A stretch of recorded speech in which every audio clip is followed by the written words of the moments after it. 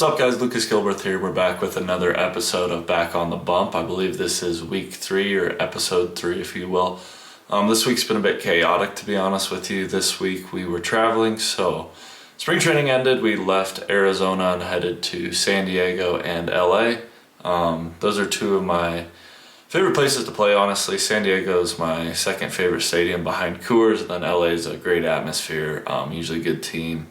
And we're able to play there well pretty much most of the time we're there. But hotels are all nice. I'll include, here's some of the videos and stuff that I got to take there. California is a beautiful state. If it wasn't for all the crazy people sometimes, I think that state would be even better than it already is, which is pretty solid. But in terms of the rehab stuff, the reason kind of why I'm doing this, we finally were able to get into some more actual rehab, lifting, all that kind of stuff. So it started out with a lot of range of motion like we've been doing. I think this week I was finally able to get some decent range in terms of a milestone where I can almost straighten my arm, I can almost touch my own shoulder. I'm actually able to like touch my face, scratch my nose, whatever it is. So that was a huge step just in terms of being comfortable and quality of life stuff. So that part was awesome. But in terms of the movement stuff, the strengthening stuff, the movement is a lot of assisted range of motion still. So the trainer's moving my arm manually, kind of working through my muscles to loosen things up and help them start to let my body actually work again. I think the muscle guarding was definitely tough for me. The muscle guarding was kind of keeping my tricep and my bicep real tight. So that's been severely limiting what my elbow is capable of doing this far. So along with that, I think I've started to learn, the compensation patterns of the body, and being able to relax and contract and get certain muscles to move at certain times is definitely important, especially in the recovery process. So we've started some real lightweight stuff, getting some tricep extension stuff in, getting some, maybe just some, I think they're kind of curls, but it's assisted curls, forearm curls, that kind of stuff with trainer resistance. So that part's going well, and we're finally getting to the point where the arm's starting to feel somewhat normal. There's a little bit of strength there, there's a little bit of resiliency, so that's great. In terms of the lifting stuff, it's been more of the same, but we're starting to be able to push weight a little more, getting back into the swing, which makes me happy. So there's a lot of sled work. There's going to be a lot of sled work. I think there's going to be days at home where it's actual sleds with the weights, and then on the road we're limited with equipment sometimes. So the sleds turn into one of our strength and conditioning staff actually manually resisting you with the band. So that's tough for us, tough for them as well, but that really gets a good burn going. And then just working into a lot of single leg and eccentric strength stuff. So the big thing, obviously, when you have a hurt shoulder or hurt elbow like myself or Brendan Rodgers or Sean Bouchard, you get limited in what you're able to do. You obviously can't load weight on a bar and put it on your back. And for me and Sean, who can't really use our elbows, we can't hold a bar on our back. So right now it's been a lot of like holding a kettlebell with the opposite arm and doing single leg or eccentric work, because like I said, you can't load it. So most of what you're doing for that is just trying to increase either the time under tension or increase the difficulty of the lift. So that way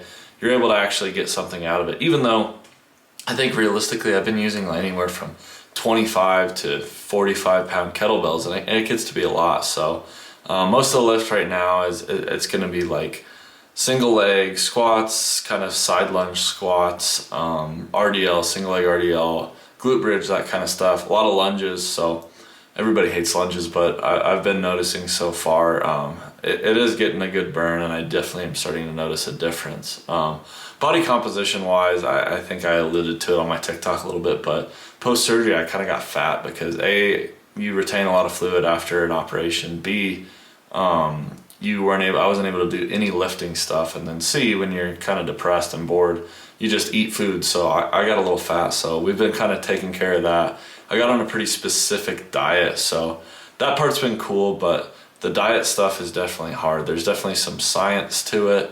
I'll walk you through kind of some of what I'm eating and some of what I'm doing in terms of post-surgery and kind of rehabilitation process. These are kind of some of the foods that I'm hitting hard and are reducing inflammation.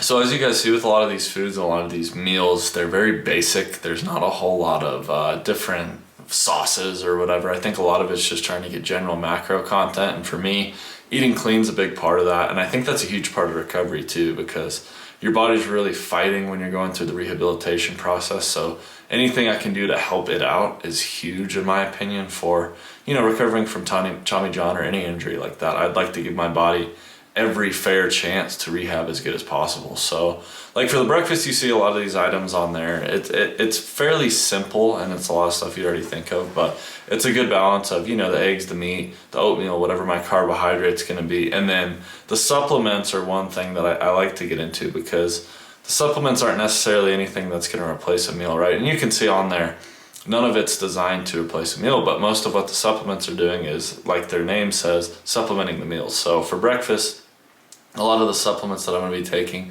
are kind of to help get the day going. The Athletic Greens, it's hard for me to eat a lot of veggies at breakfast, so that kind of bridges that gap for me. And then throughout the day, there's a lot of different supplements. The collagen and whatnot are just mainly to help with the repair process, and especially post-operation, they're huge for helping the body where it needs it. Obviously, most of the time we aren't having to recover like this.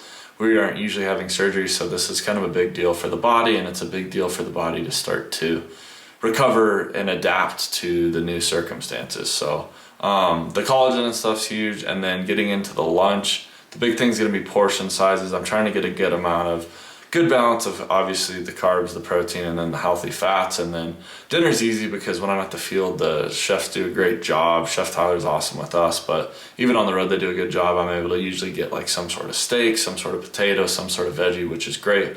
Or some days I'll do fish, whatever it is. But at the same time, I'm going to learn here when I have to stay back for a couple of these trips. It's going to be a lot harder to cook on my own, but I think I'll figure it out. And I think as long as you're dedicated and you see the end goal, I think it's going to be easy for me to start doing my own healthy meals. I think for me, the biggest thing with eating healthy is just making sure that the food that you have at home is healthy, or even the snacks that you have at home are healthy. Because as soon as you kind of get away from that and you run out of healthy snacks, you're going to be in trouble. All in all, I think this third week's been awesome. Not that I wanted this to happen, obviously, but I'm finally seeing the light at the end of the tunnel and starting to work towards stuff. So I'll keep you guys updated, and I'll keep you guys updated with kind of what's going on in our home games and whatnot too. And thank you guys for watching, and I'll be looking for you guys in the comments.